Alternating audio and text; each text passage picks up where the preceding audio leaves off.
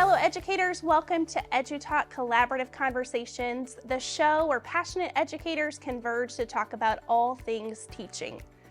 In every episode of EduTalk, we delve into an insightful educational research study and hear from a dynamic panel of educators to discuss the study and then translate the findings into tangible tools for our everyday endeavors in education.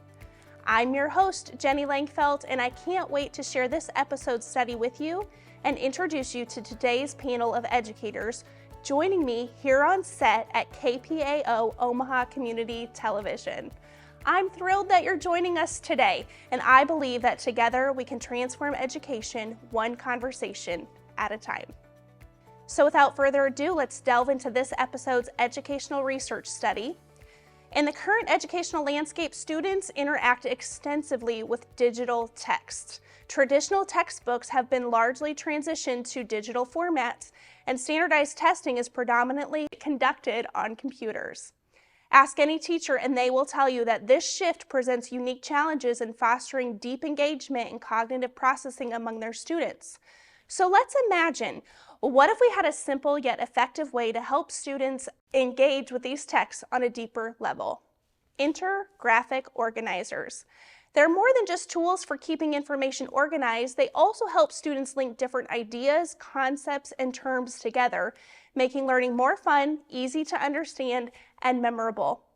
This week's study explored the effect of two types of graphic organizers, filled in and interactive, on middle school students' learning. Wang et al. Published Benefits of Interactive Graphic Organizers in Online Learning Evidence for Generative Learning Theory in the Journal of Educational Psychology in 2021. Previous research has demonstrated the effectiveness of graphic organizers as a pedagogical tool enhancing learning outcomes. These visual and spatial representations facilitate the organization and integration of knowledge, and they are especially valuable for visual learners, simplifying complex information into more digestible and engaging formats. Generative learning theory posits that learning is more effective when individuals are actively engaged in the process of generating meaning from the information presented to them. This theory emphasizes the importance of integrating new information with existing knowledge, whereby learners construct new understandings and insights. Graphic organizers provide a tangible tool for students to implement the principles of generative learning.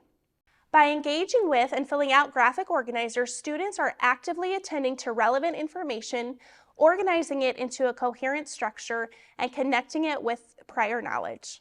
This process not only promotes deeper understanding, but it also allows for personalized learning. As students create their own connections and associations within the graphic organizer, they are constructing their own unique understanding of the material. In this study, an experiment was conducted to assess the impact of different types of graphic organizers on student learning outcomes. This study involved 60 middle school students in China who were divided evenly across 3 classes. The students aged 12 to 14 were randomly assigned to one of 3 groups: a no graphic organizer group, which had the text only, a filled-in graphic organizer group, which also was provided with the text along with a pre-filled out graphic organizer, and then lastly, the interactive graphic organizer group, which provided a text along with a blank graphic organizer that they could interact with. Every participant wore an eye-tracking device that monitored their eye movements while they read the passage and interacted with a graphic organizer.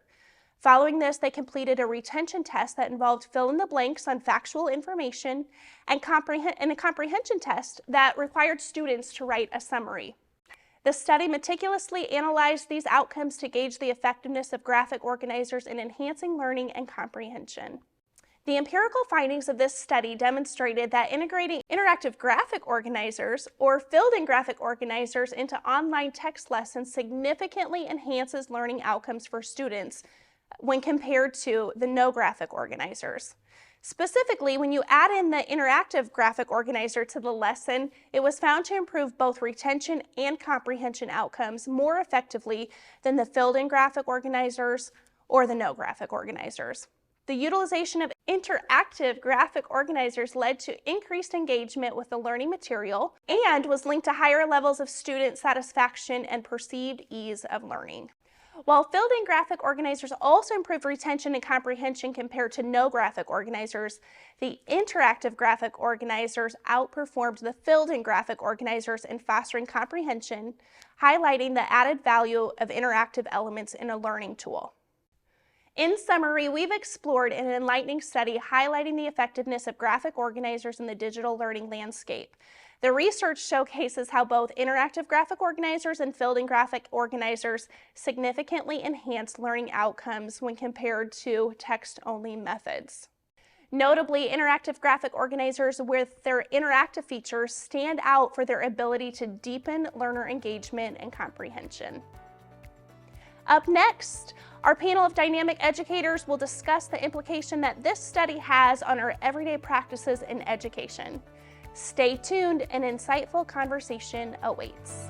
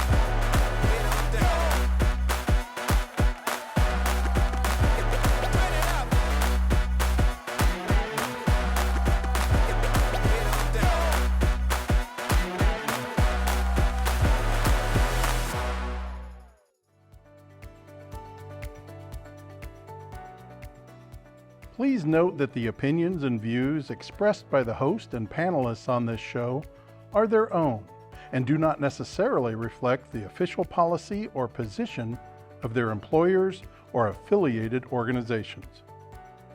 Hello and welcome back to EduTalk Collaborative Conversations, the show where passionate educators converge to talk about all things teaching. And today I can't wait for you to meet our panelists. We're going to talk about interactive graphic organizers, but before we do that, I want them to introduce themselves to you. And I want you to think about your network of colleagues and educators just got a little bit bigger today. So up first, we'll have Dr. Ashley Christensen. Hi, thank you for having me. I'm really excited to be here, very honored. I am a current high school teacher. I teach at Bryan High School, and I did not plan to be a teacher, to be honest with you. As a young person, I had no desire. I want to go to law school. Okay. So I did not actually do that, obviously. So I actually got my undergrad in criminal justice and psychology, and I worked at a group home and worked with kids on probation who were assigned reporting programs or had dropped out and wanted to get their GED. So I worked in that program. And while I was teaching the GED, I absolutely loved it. I even started my master's in criminology and changed my mind. And so quit that about a fourth of the way through and ended up going to school to be a teacher. Got my master's in teaching for special education.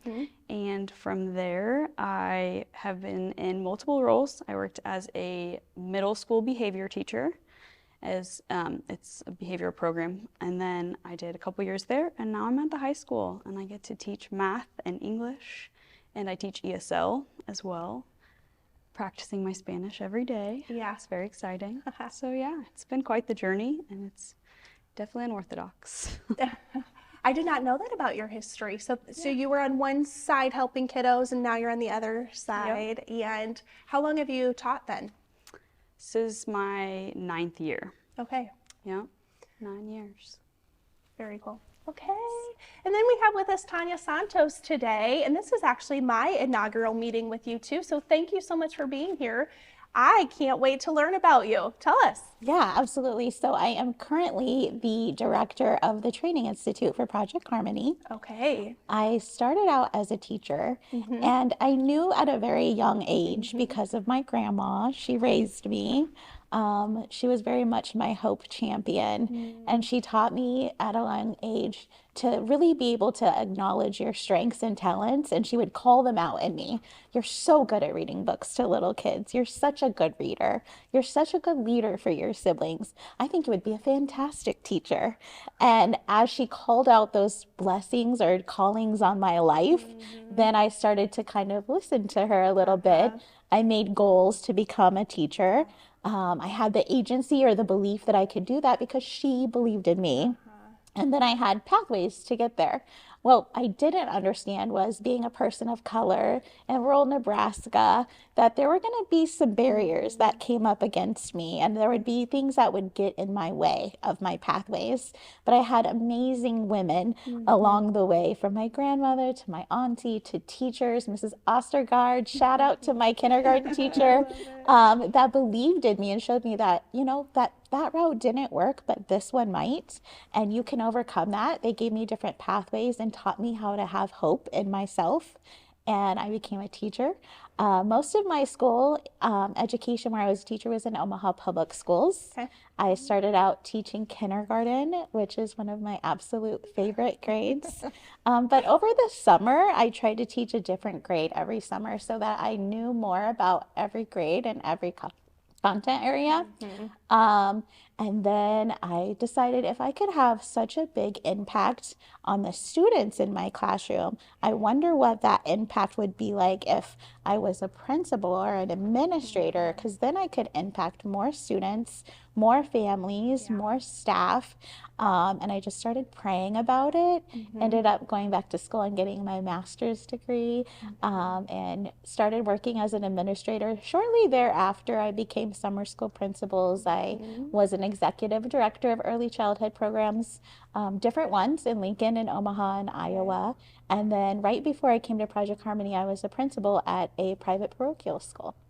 Oh my gosh, there's so many things I want to talk on about that you brought up, but I love that your grandma was calling out those things in you at an early age, like the power of seeing you and then saying that. And so normally I don't jump in here, but I have to jump in. I was teaching, I think it was like my 8th year of teaching, but it was in a new building for me. So it's a new principal. I'm just getting to learn the ropes, and it was my first formal observation.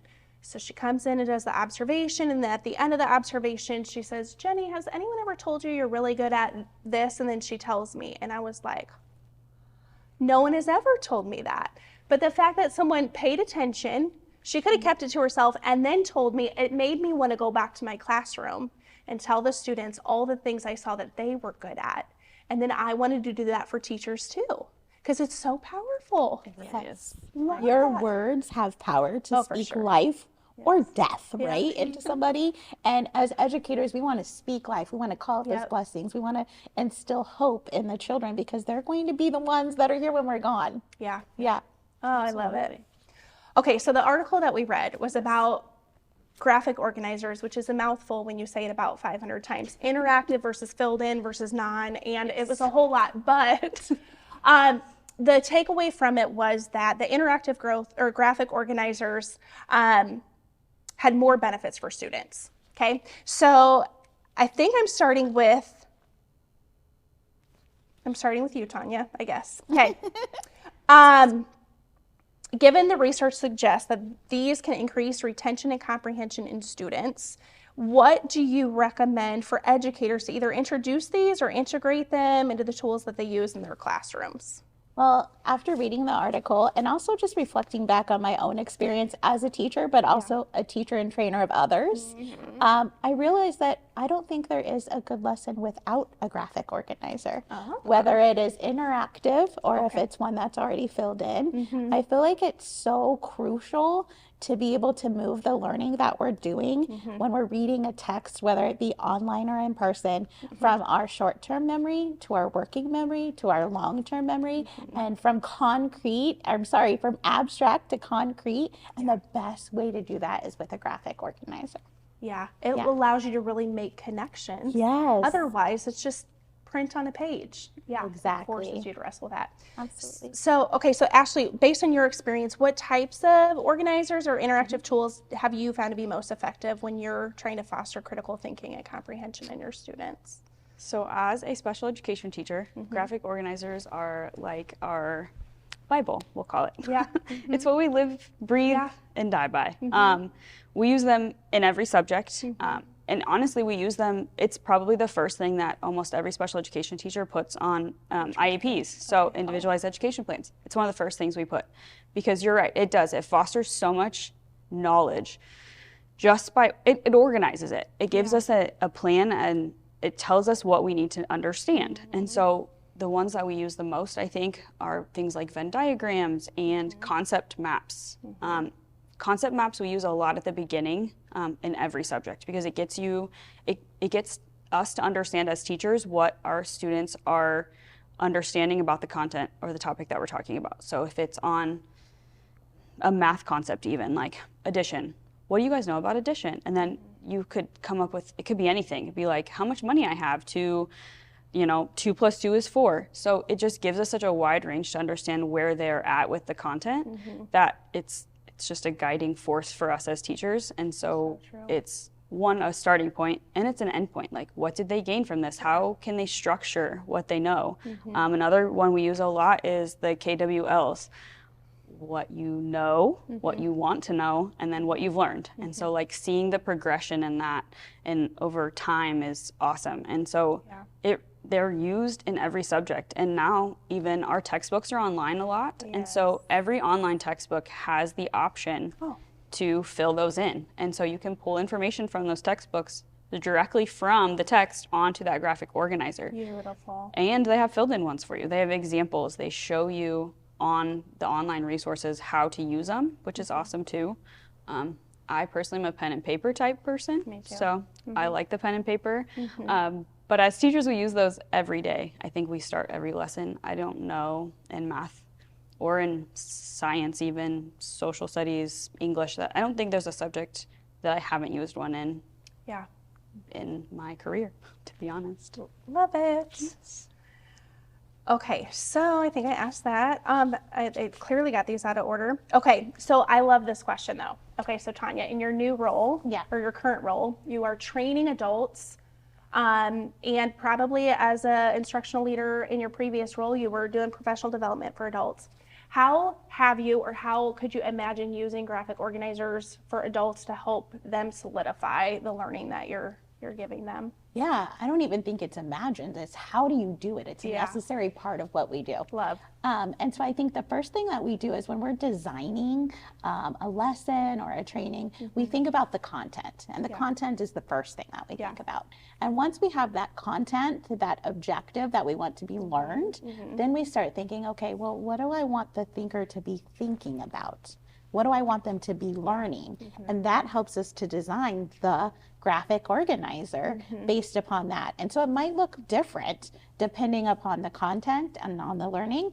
If it's asynchronous learning, it's going to be more filled in for the learner because there is not that opportunity to interact with each other. But if it is in-person learning, then we're absolutely going to do it as an interactive graphic organizer. But it goes back to that beginning of the planning of the lesson, of the planning of the training, and how we want our learners to think and to learn and to process information.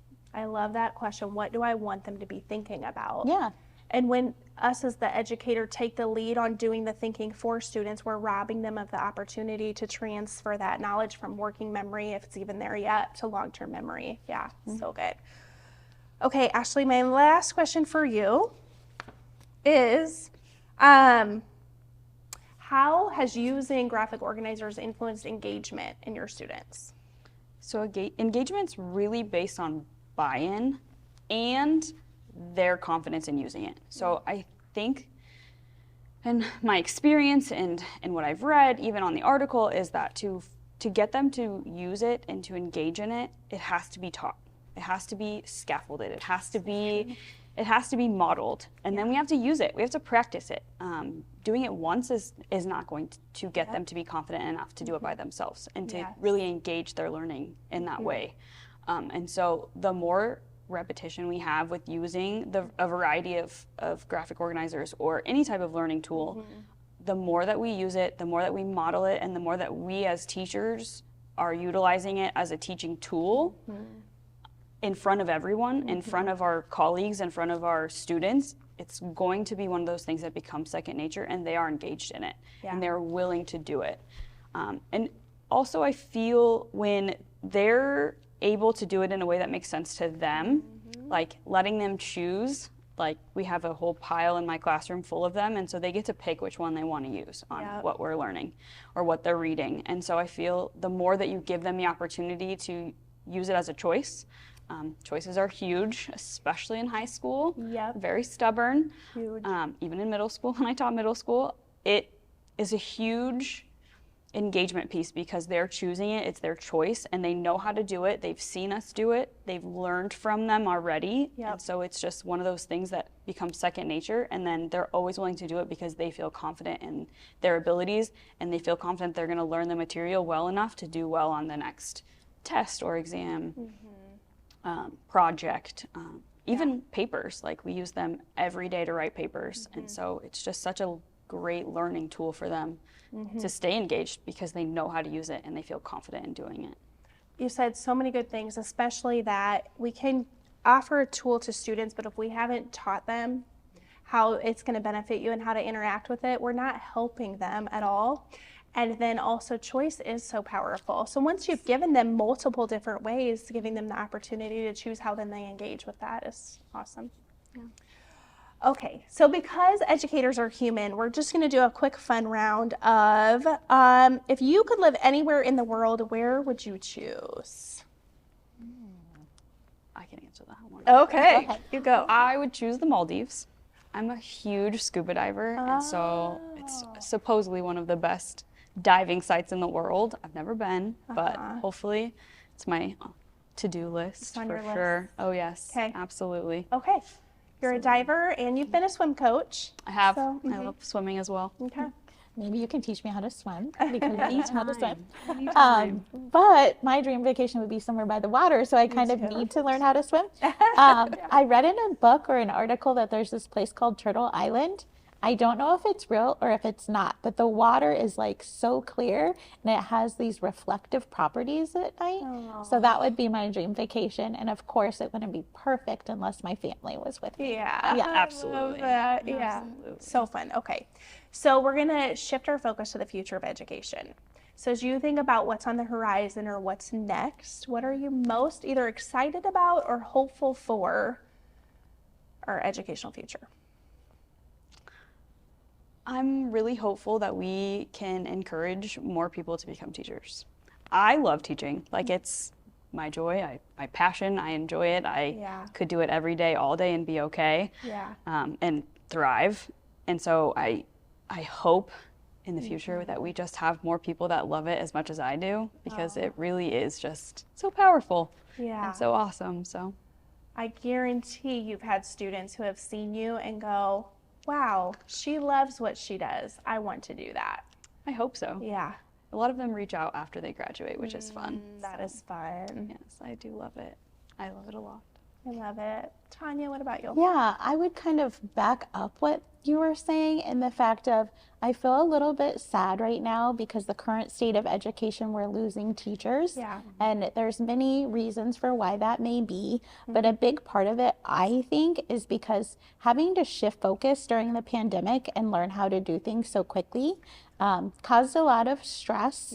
Also, just being in a pandemic kind of caused trauma to all of us, right? It was like a collective trauma. And then our students were not able to engage with each other. And so there was some social, emotional needs that didn't get met. When you add all of those things together, it's kind of a perfect storm for teachers. And so my hope would be that we can get teachers back. And I think the best way to do that is by Hope Science. I don't know if you guys have learned about Hope Science. So hope science, there's evidence and studies, over 2,000 research studies that show that hope is teachable, that it's tangible, and it's the #1 predictor of future well-being.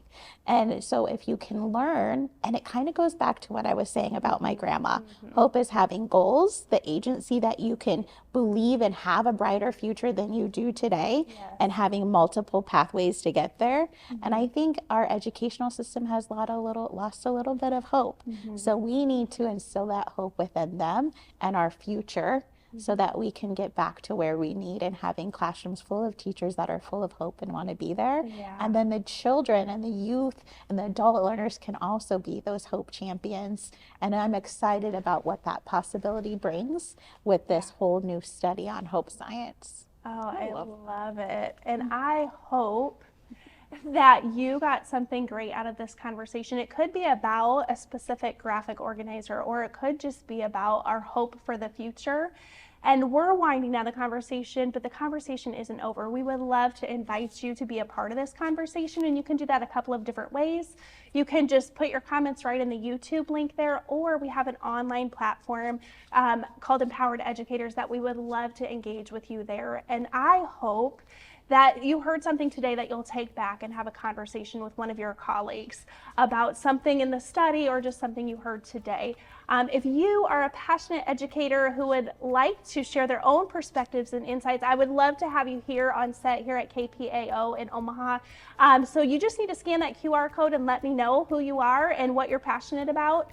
And then an initiative we are super excited about here at EduTalk is our monthly teacher highlight. And we really want to shine a light on the heroes of education that we get to work with every day.